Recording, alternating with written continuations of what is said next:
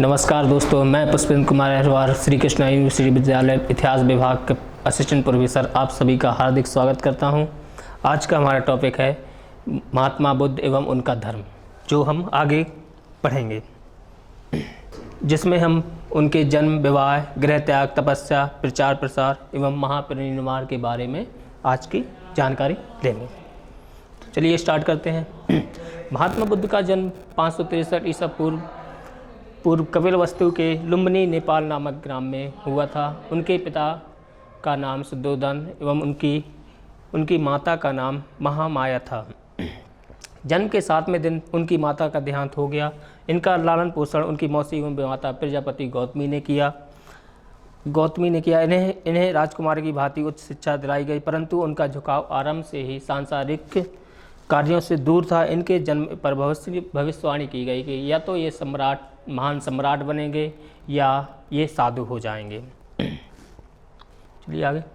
विवाह है तो इनके पिता को ये डर था कि कहीं ये साधु ना हो जाएं, इसलिए इनका विवाह है। पिता ने इनका विवाह 19 वर्ष की आयु में राजकुमारी यशोधरा के साथ करा दिया, जिससे उन्हें राहुल नाम के पुत्र की प्राप्ति हुई। परंतु ये सांसारिक पीड़ाओं से दुखी रहते थे और उनका मन संसारिक से उचट हो चुका था। बालकाल से ही उनका मन आध्यात्मिक चिंतन की ओर आकर्षित था। गृह त्याग। प्रारंभिक स्रोतों के अनुसार 4 ऐसी घटनाएं जिनके कारण इन्होंने गृह त्याग कर दिया। वो घटनाएं क्या थीं? एक बूढ़े जर्जर व्यक्ति को इन्होंने देखा, एक बीमार व्यक्ति को देखा, एक मृत आदमी की 100 यात्रा हुआ, एक सन्यासी को देखकर इन्हें बहुत दुख हुआ। इनके बारे में जानकर उनका मन संसार से विरक्त हो गया। मानव जीवन के दुखों ने सिद्धार्थ पर गहरा प्रभाव डाला, अतः उन्होंने 29 वर्ष की अवस्था में अपना घर, पत्नी, पुत्र का त्याग कर दिया, जिसे बौद्ध साहित्य में महाभिनिष्क्रमण के नाम से जाना जाता है। होता क्या है दोस्तों, एक बार क्या हुआ, गौतम बुद्ध और उनके सारथी चन्ना कहीं राज्य में ऐसे जा रहे थे, तो उन्हें रास्ते में एक मृत व्यक्ति की 100 यात्रा मिली। तो सिद्धार्थ ने चन्ना से पूछा कि ये क्या है? तो चन्ना बोलते हैं कि ये आदमी मर चुका है। तो बोले ये क्या होता है? बोले मर चुका है तो होता क्या है? बोले एक आदमी होता, जन्म लेता, उसके बाद वो मृत्यु को प्राप्त करता है, ये उसकी वही अवस्था है। तो एक व्यक्ति बीमार मिलता है, तो बीमारी के बारे में कारण पूछते हैं, तो बताता है चन्ना, तो जिनके वजह से उनके मन में क्या हुआ, चिंतन जगा। तो घर जाके क्या करते हैं, काफ़ी दिनों तक वो चिंतन करते हैं, ऐसा होता क्यों है, क्या कारण है। आगे चल के वो चिंतन करने के बाद क्या होता है कि वो रात्रि के टाइम घर त्याग देते हैं। घर त्यागने की और गृह त्यागने की घटना को महाभिनिष्क्रमण कहा जाता है। तो गृह त्याग के बाद ज्ञान की खोज में सिद्धार्थ क्या करते हैं, सबसे पहले आरालक्राम नाम के एक गुरु के पास जाते हैं, जो क्या रहते हैं, राजगृह में रहते हैं। तो राजगृह में जाने के बाद उनसे शिक्षा ली, जहाँ पर उन्होंने तपस्या की, किंतु इससे सिद्धार्थ संतुष्ट नहीं हुए। आलारकराम क्या थे, सांख्य दर्शन के बहुत बड़े विद्वान थे, लेकिन जो सिद्धार्थ को चाहिए था वो नहीं दे पाए। उसके बाद क्या करते हैं, वहाँ से आश्रम जाने के बाद दोबारा से दूसरे गुरु उद्रक जो वैशाली में रहते हैं उनके पास जाते हैं। तो जहाँ से वो क्या करते हैं, उपनिषदों की शिक्षा लेते हैं।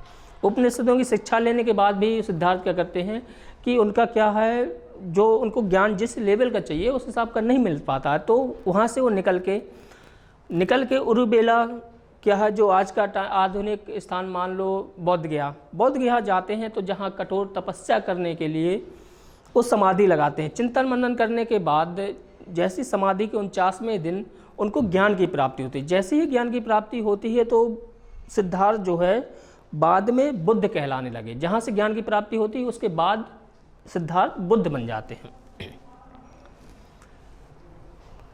प्रचार प्रसार की बात करते हैं तो ज्ञान प्राप्ति के बाद महात्मा बुद्ध ने पहला अपना उपदेश क्या हुआ, सारनाथ में। सारनाथ में 5 लोगों को देते हैं, तो जिनमें वो बताते हैं कि यदि मनुष्य पवित्र, दयावान या सच्चरित्र हो तो वो क्या होता है, मोक्ष की प्राप्ति कर सकता है।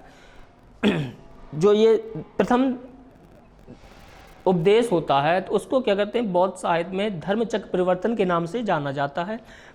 महात्मा बुद्ध ने क्या किया, अपने धर्म में सभी स्त्री पुरुष, धनी निर्धन, किसी भी वर्ण व्यवस्था, बाकी सभी लोगों के लिए खोल दिया कि आप कोई भी व्यक्ति हो, किसी भी जाति वर्ण का हो या गरीब हो या अमीर हो, वो आके बौद्ध धर्म ग्रहण कर सकता है, उसके लिए उनके द्वार खुले हुए हैं।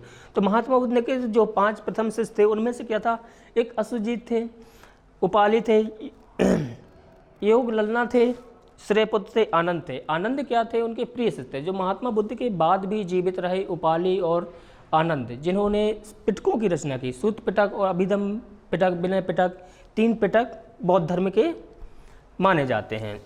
बात करते हैं उनके परिनिर्माण की। उन्होंने अंतिम दिन पावापुरी में एक चुंद नामक ब्राह्मण लोहार व्यक्ति के यहाँ बिताए, जहाँ पे क्या करते हैं वो रहते हैं। तो लोहार व्यक्ति के यहाँ पे सुअर का मांस खाने से इनको क्या हुआ, डायरिया हो गया। डायरिया होने के बाद पावापुरी से ये थोड़ा आगे आके कुशीनगर पहुँचे। कुशीनगर में क्या होता है, 483 ईसा पूर्व में इनका देहांत हो जाता है। इस देहांत की घटना को बौद्ध साहित्य में महापरिनिर्वाण के नाम से जाना जाता है। धन्यवाद।